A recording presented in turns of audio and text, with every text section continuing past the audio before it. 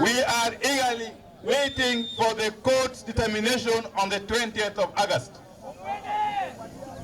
And even as we wait for the court's decision on 20th of August, we are preparing ourselves for 2022.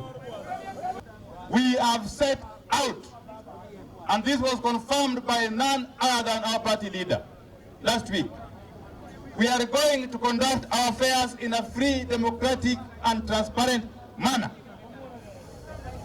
And I want to assure you, we're going to do what it takes, whatever it takes, to ensure that we sweep all the seats, from the MCA to the highest possible seat.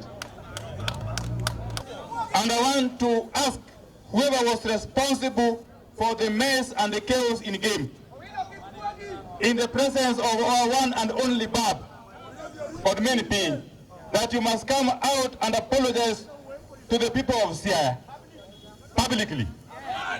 And secondly, apologize to Baba himself.